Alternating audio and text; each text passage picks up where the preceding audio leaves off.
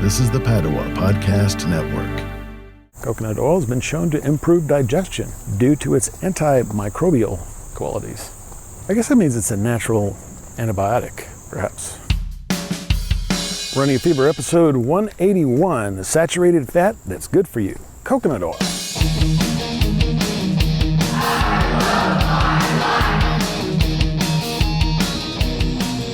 Well, hello out there on the interwebs.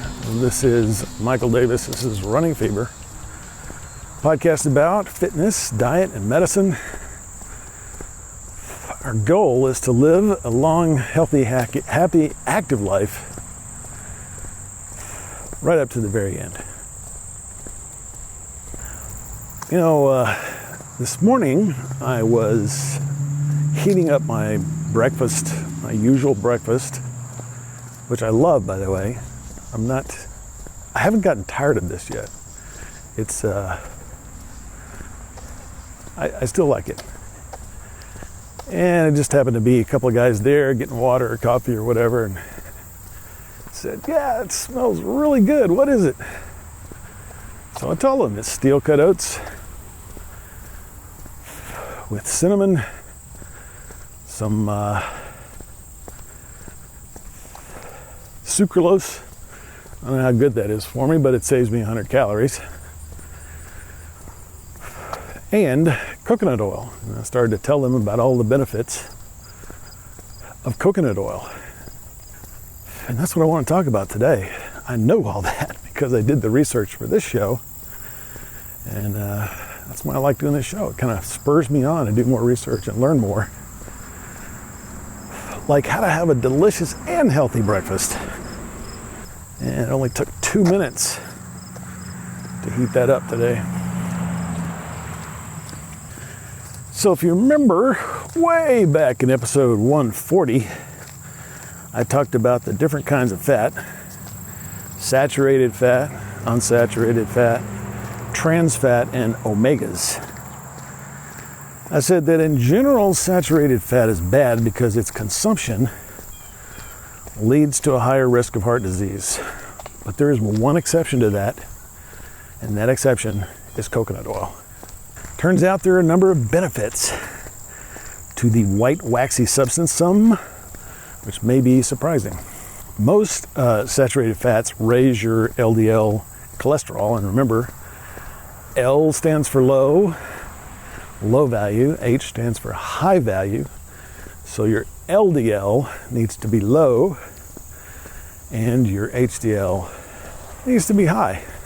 There are ranges, safe ranges for these obviously, but we're usually not concerned about having a low HDL or a high HDL or a low LDL. Low is low value, H is high value. So coconut oil actually lowers your LDL and increases your HDL cholesterol. It can lower your risk of heart disease.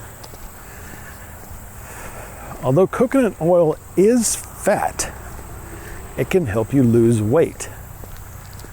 You ever thought that you could lose weight by eating fat? I mean, it sounds like one of those fad diets, you know, lose weight by eating fat.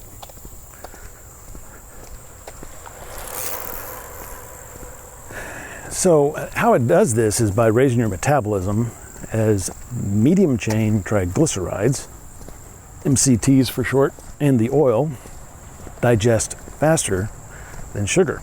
Well, one study found a reduction in waist size of 1.1 inches after 4 weeks of 1 ounce of coconut oil per day. And the participants did not exercise anymore or otherwise change their diets. Cruising through the disc golf course now, and I'm already feeling some soreness in my lower back. Something to do probably with me being out of shape or being heavier. I don't know, but that's happening. So the most surprising use of coconut oil that I've found is that it's used as a skin moisturizer. It makes sense that I guess any kind of oil could be used that way. It's just weird to think of skin moisturizer to also be a food product. But coconut oil is high in vitamin E, and it's also an antioxidant. Apparently, oxidation has a similar effect on skin to what it does to metal. Humans rust? I guess so. It occurs to me that Jeanne Calment used olive oil on her skin her whole life, and as a result had a quite youthful experience, at least for 123. People said that she looked younger than her daughter. Howdy.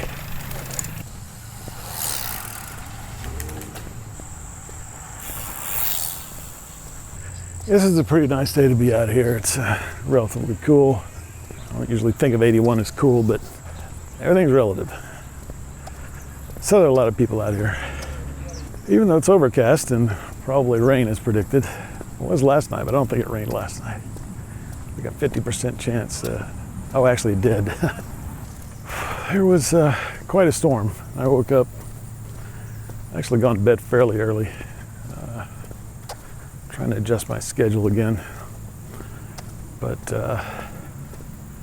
went to bed about 9:30, and I think about sometime after 11, woke up, and it was just a really storming outside.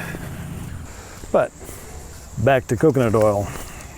I talked about MCTs. They beat sugar to the punch and provide quick energy when fats usually provide energy storage and are metabolized slower.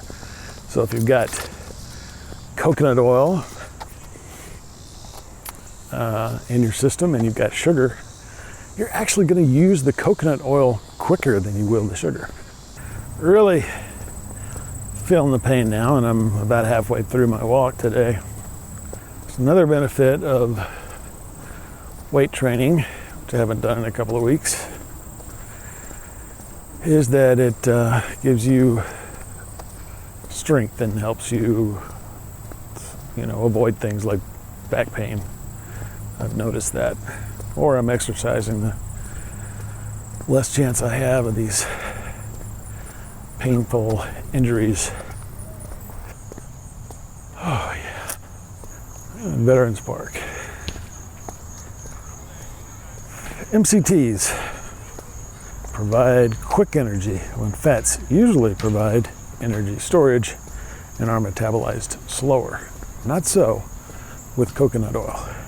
This also has a positive effect on the brain because it's an alternate source of energy, kind of like a hybrid vehicle, I guess. It's an alternative source of power for the brain. Now, Alzheimer's,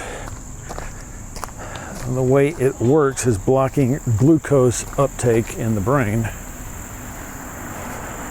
denying it fuel. So in the same way that MCTs block fat storage by being absorbed faster, coconut oil can improve brain function by providing a secondary fuel source for the brain. And this is good to know because Alzheimer's is something, and dementia and other forms, that really develops decades before you start seeing the symptoms. So get some coconut oil in your diet. Lauric acid, L-A-U-R-I-C, lauric acid in coconut oil has antibacterial, antiviral, and antifungal properties. Coconut oil has been shown to improve digestion due to its antimicrobial qualities. I guess that means it's a natural antibiotic, perhaps. Anyway, it helps your brain, helps digestion, helps your metabolism. So after learning these things, I plan to get coconut oil back into my diet. Definitely, I'm already using it in my breakfast, my oatmeal. Coconut oil does have more calories than the Smart Balance that I've been using, but I also find that the amount of steel-cut oats that I was using was really too much for breakfast. I really only need half of that. So I've been doing that for a while now, last couple of batches of steel-cut oats. Really cut down the serving size in half. and that's fine. So I'm using half of the coconut oil that I was using before. I mean, even if I use more coconut oil, the steel cut oats are actually the highest calorie oats, even though they're actually the best for you and overall, and not by much. The quick oats are 100 calories a serving. Steel cut oats are 150. So, I'm having half of that, 75. So I'm actually having less calories for breakfast is what I'm saying. So how are you going to use this information to improve your diet? I would love for you to contact me on the webpage. Go to the contact tab at runningafever.com. Comment on YouTube. Every one of these episodes is available on YouTube at runningafever.com/YouTube, or just send me an email.